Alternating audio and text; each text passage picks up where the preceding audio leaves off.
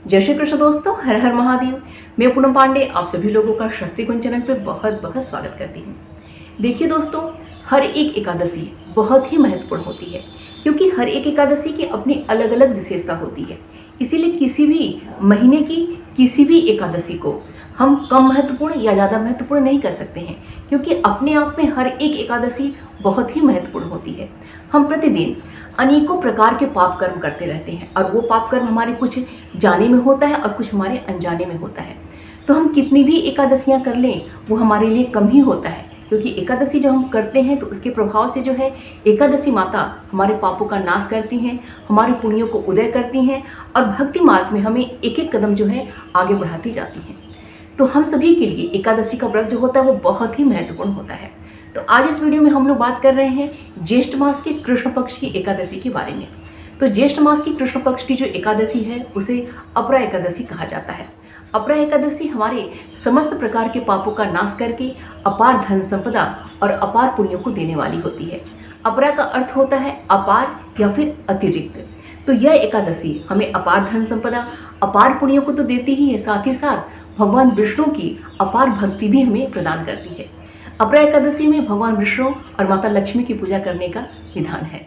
अपरा एकादशी के व्रत के प्रभाव से ब्रह्म हत्या, प्रेत योनि, दूसरे की निंदा करने वाला, पर स्त्री गमन करने वाला, अपर पुरुष गमन करने वाला, झूठा गवाही देने वाला, असत्य भाषण करने वाला, झूठा वेद पढ़ने वाला, झूठा शास्त्र बनाने वाला, झूठा वैद्य बनकर लोगों को ठगने वाला, स्वर्ण चोरी करने वाले आदि ये कार्य करने से जितने भी पाप उत्पन्न होते हैं अपरा एकादशी उन सभी पापों का नाश कर देती है। इसके अतिरिक्त गुरु से विद्या अर्जित कर लेने के पश्चात जो शिष्य अपने गुरु की निंदा करता है, ऐसे जो व्यक्ति होते हैं वो नरक का भोगी होते हैं, वो नरक में जाते हैं।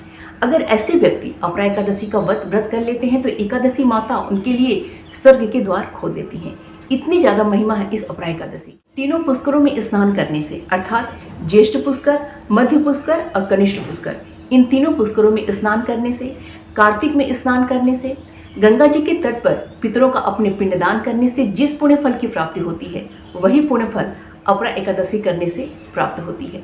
बृहस्पतिवार के दिन गोमती नदी में स्नान करने से, कुंभ में केदारनाथ और बद्रीनाथ में निवास करने से और वहां दर्शन करने से, चंद्र ग्रहण और सूर्य ग्रहण में कुरुक्षेत्र में स्नान करने से सिंह राशि वालों को जिस पुण्य फल की प्राप्ति होती है वही पुण्य फल अपरा एकादशी करने से प्राप्त होती है। कहने का तात्पर्य यहाँ है कि जो ये महात्मा, जो ये महिमा मैं अपरा एकादशी को आपको बता रही हूँ, ये बहुत ही मैं संक्षेप में बता रही हूँ। तो अपरा एकादशी की जो महिमा है, इसका जो महात्मा है वो अनंत है, उसको शब्दों में व्यक्त करना संभव नहीं है।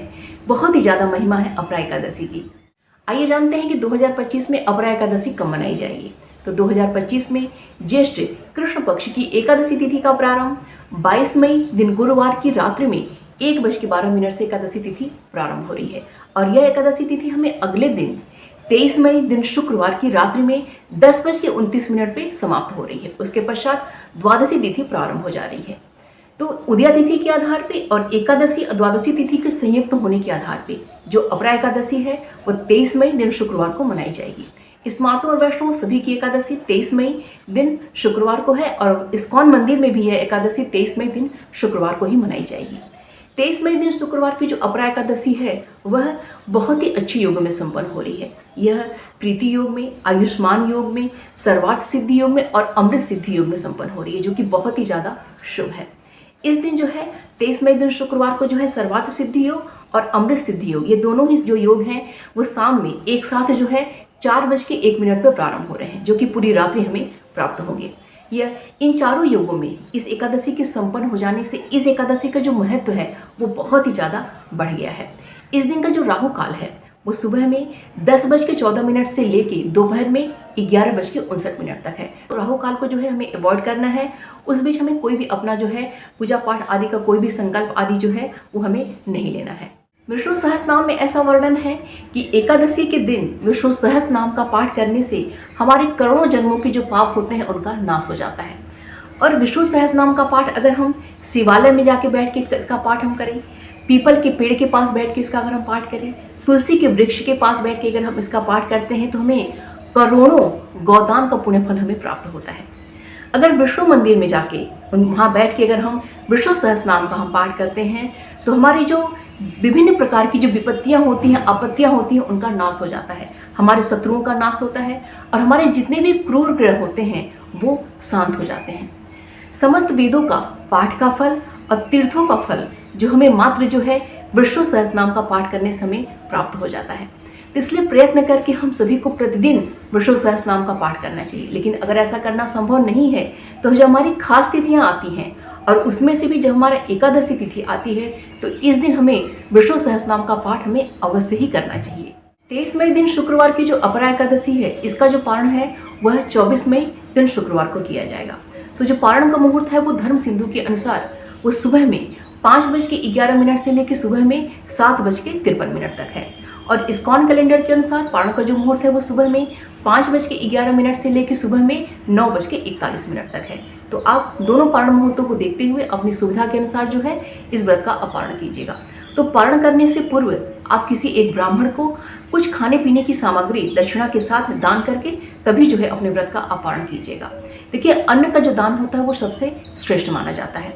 तो अन्न दान के अलावा अब और भी देखिए मौसम के अनुकूल जो आप दान कर सकते हैं, जैसे आप मटके का दान है, सुराही का दान है, जल का दान है, सत्तू का दान है, दही का दान है, गुड़ का दान है, मिश्री का दान है, सूती वस्त्रों का दान है, छाते का दान है, जूते चप्पल का दान है, जो हाथ के जो पंखे आते हैं उनका दान करना, आपको खीरा है, ककड़ी है, तरबूज है, खरबूज है, जो ऋतु फल हमारे जो है वो है। आप अपनी सुविधा अनुसार देखिए, अपनी आर्थिक स्थिति देखते हुए आप जितना दान कार्य कर सकते हैं वो आप कर सकते हैं। तो उम्मीद करती हूँ कि यह वीडियो आप सभी के लिए बहुत ही हेल्पफुल होगा। वीडियो जरा सा भी हेल्पफुल लगेगा तो प्लीज़ लाइक कीजिएगा, शेयर कीजिएगा। चैनल पर अगर नए हैं तो प्लीज़ चैनल को सब्सक्राइब अवश्य कर लीजिएगा। मिलते हैं अगले वीडियो में। अपना और अपनों का ख्याल रखिएगा। जय श्री कृष्ण। हर हर महादेव।